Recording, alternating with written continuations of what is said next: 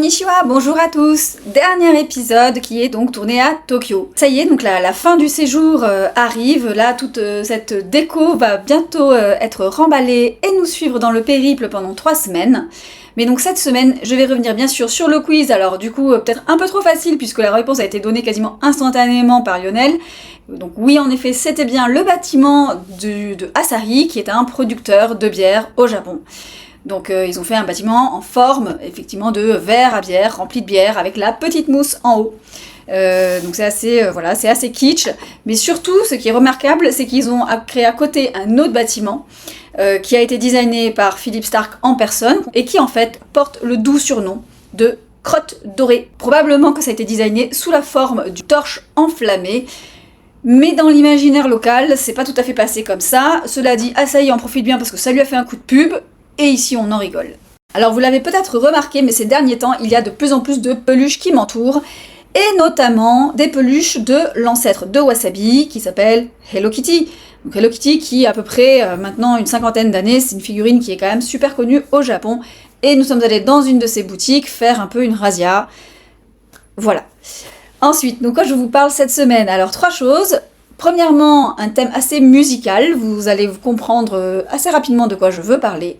Ensuite, une interview de ma prof principale de japonais, donc à l'école de japonais, qui va nous parler de choses de son quotidien. Ça va vous donner un petit peu une coloration, je pense, un peu plus authentique sur ce que ça veut dire que vivre au Japon.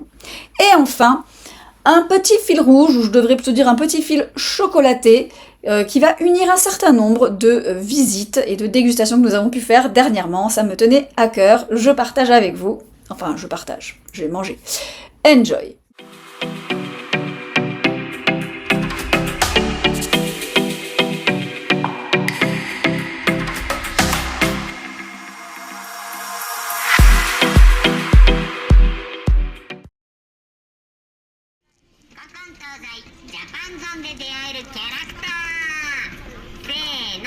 Après les jeux vidéo, les objets techniques et les livres, Guigui a continué ses investigations spécialisées dans les vinyles. Et cette fois-ci, donc, on est dans un quartier toujours entre Akihabara et Jimbocho, qui propose du coup une offre de boutique de vinyle assez incroyable. Ça va du jazz au blues à la musique classique, bref, tout ce qu'on veut. Et on s'est arrêté le soir dîner dans le quartier, donc on est revenu un petit peu vers Jimbocho, dans un resto très bien noté qui fait des currys japonais. Tout ça pour s'apercevoir que pendant le dîner, on était en fait assis dans une salle de répétition de groupes musicaux. Comme vous pouvez le voir ici, on était entouré d'instruments de musique. Du coup, ça nous a inspiré pour nous-mêmes aller dans une petite salle de répétition, ou plutôt de karaoké. Ce qu'on voit avec la vidéo. C'est trop bien.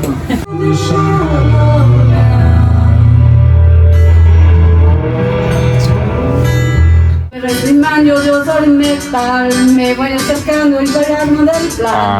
Solo contestarlo se acerca el impulso. Oh yeah, ya me está gustando más de lo normal. Todos mis sentidos van pidiendo más.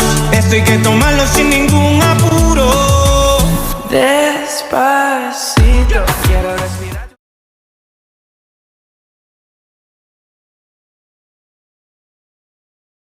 Alors je suis allée interviewer une de mes profs de japonais qui s'appelle Ayu et qui a une 30aine d'années pour savoir réellement comment est-ce qu'elle vit au quotidien. Je te parle franchement, je te dis vraiment comment on vit au Japon. Alors le matin, je me lève à 6h sans faute, je pars de la maison vers 6h50. Mais avant ça, je me lave le visage, je me maquille, je me coiffe, je m'habille et je file.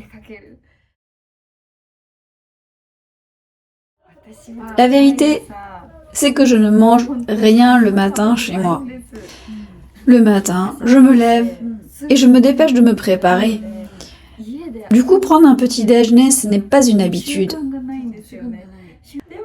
Mais quand j'arrive à l'école, je passe à la supérette du coin prendre un nigiri. Le week-end, je mange des French toast. Je prends une tranche de pain de mie sur laquelle je mets des œufs, du bœuf et du sucre. Lorsque j'ai le temps devant moi, je mange correctement en fait. Pour le déjeuner, je prépare des séries de plats le week-end pour toute la semaine que je mets au congélateur. Du coup, j'apporte tous les jours avec moi un bento congelé que je réchauffe à plusieurs reprises dans le micro-ondes de l'école. Aujourd'hui, le menu par exemple, c'est du gapao. Le gapao, c'est un mélange de basilic, piment et poulet revenu à la poêle et mélangé au riz.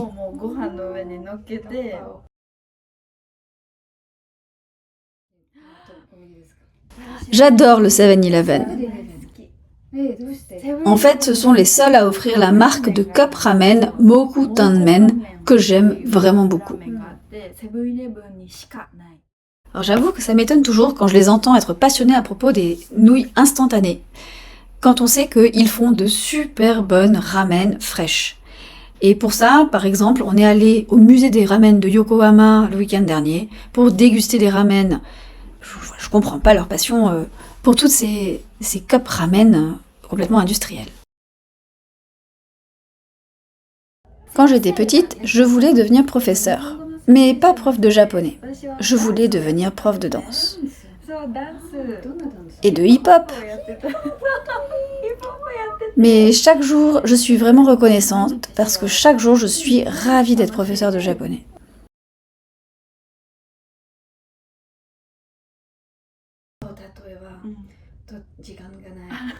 Alors, est-ce que tu retires vraiment tes chaussures à chaque fois que tu rentres chez toi ?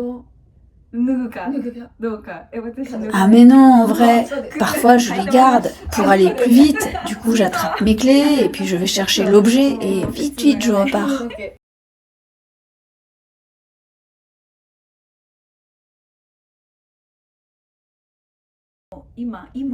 Désormais, en tant qu'adulte, en cette période de ma vie, parce que quand on est jeune, on ne peut pas suivre les traditions tous les jours. Donc désormais, sans faute, je m'occupe de l'hôtel dans lequel il y a une photo de mes grands-parents. Je verse de l'eau dans les petits verres, je mets une petite friandise et je tape sur le verre pour faire résonner. Ding ding. Tu le fais chaque semaine ? Non. Chaque jour, tous les matins, je verse de l'eau, je tape sur le verre, ding, et je dis « Je viens vous voir aujourd'hui ».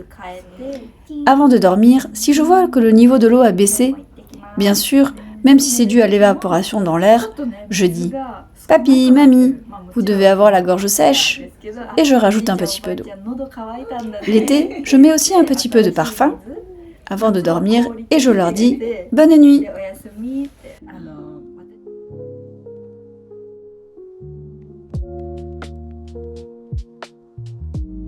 Alors si on pouvait penser que le fromage était une inquiétude, eh bien en fait il s'avère que le chocolat c'est plutôt un vrai sujet.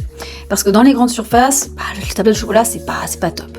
Et donc j'avais repéré un certain nombre de chocolatiers pâtissiers à Tokyo que je voulais essayer, dont le pâtissier Inamura qui est basé à Yanaka, donc un peu au nord de là où on habite, et qui a été formé en France et qui nous a fait l'honneur, une fois qu'il nous a vus, de venir nous parler et nous expliquer du coup les différentes pâtisseries qu'il faisait. Et donc évidemment on n'a pas résisté à en goûter quelques-unes.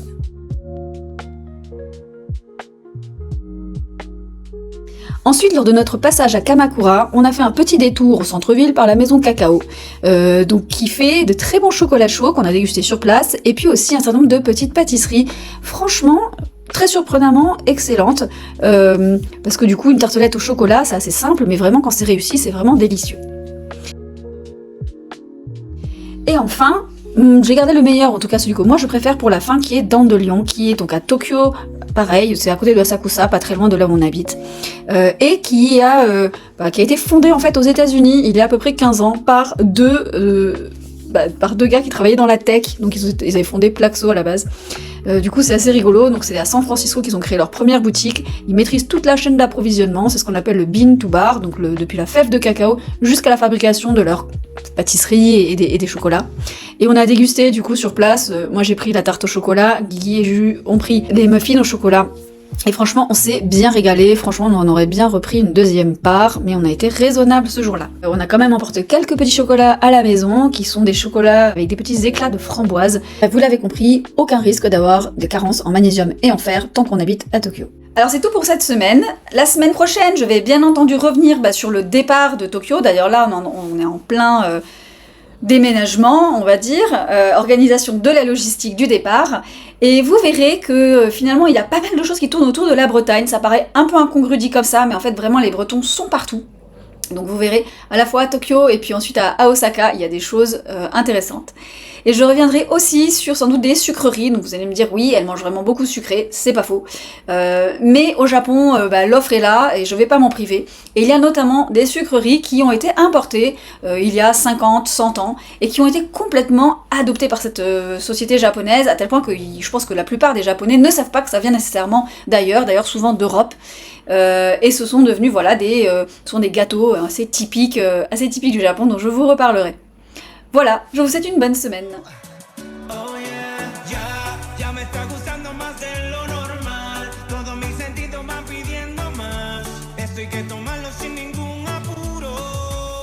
Despacito, quiero respirar tu cuello despacito, deja que te diga cosas